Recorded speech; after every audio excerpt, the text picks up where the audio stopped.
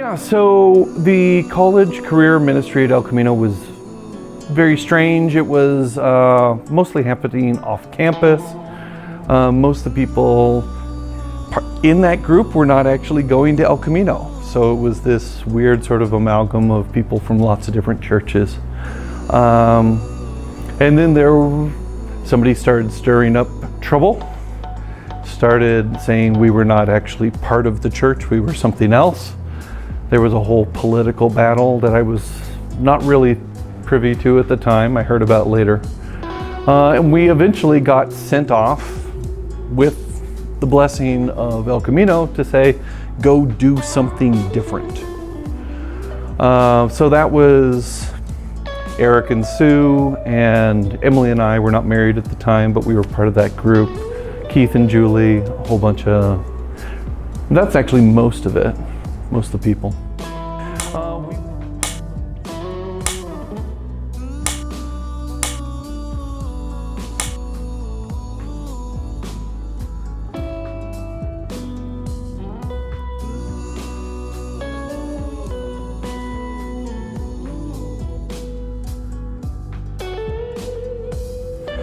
We went off. We didn't feel qualified to be a church, so we said we're going to be a parachurch ministry.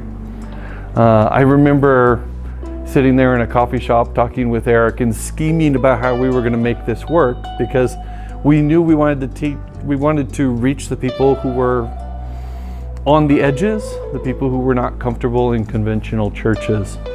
But we didn't feel qualified to be their church, or for Eric to be their pastor. So we said, okay, we're going to get them in, we're going to get them all kind of locked into Jesus and church culture and get them acclimated, and then we'll transition them to real churches.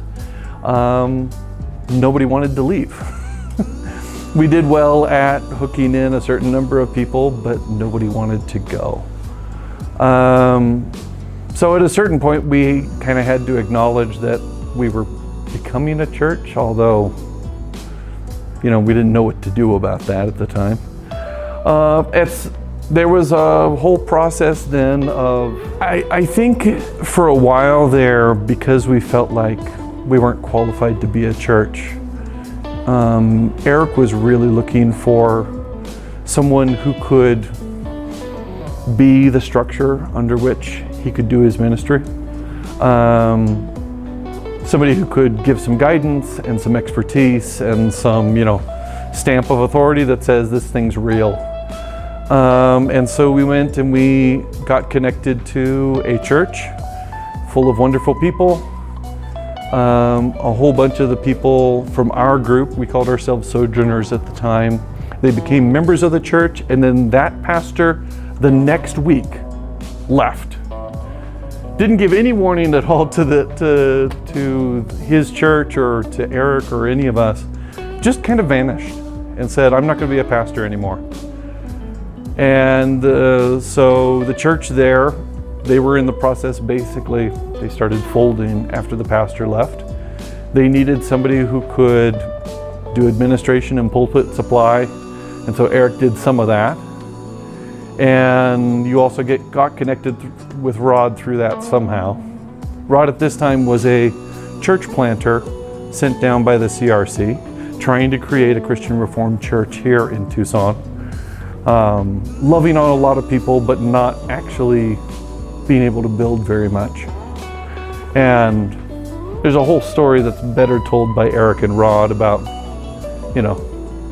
it probably would make a really good romantic comedy of the meet cute where they hated each other, and then they eventually came to realize that they were both pretty wonderful and they wanted to work together. Rod came to one of our leadership meetings and Eric said, hey, I want to work with this guy. I want to team up with his ministry. And I said, Eric, I think you're making the same mistake that you made just 6 months ago. And I don't think we should connect with this guy, but I'll submit to the community. I'll submit to you if this is what we choose to do. And so we did. And I think my fair assessment, as best I know, is I think I was probably correct about Eric's motives, But Eric was correct about this being God's leading. That connecting with Rod was amazing. It was the transition where Sojourners came, the ruins of the El Camino College and Career Group, and Rock the Desert Ministry came, which was the stumbling church plant coming out of the CRC, both of us failing simultaneously. And we said, well, let's work together. We'll give it one more shot, and we'll call it the Village. And it started really small. I remember early 2000 or so, I remember preaching to a group that was 7 people, including me. But God blessed it, and 20 years later here, we've got, 150 plus. So it was totally, that was God's plan, and it was, I don't think I've ever been quite so delighted to be wrong about something as when we decided to merge with Rod's ministry.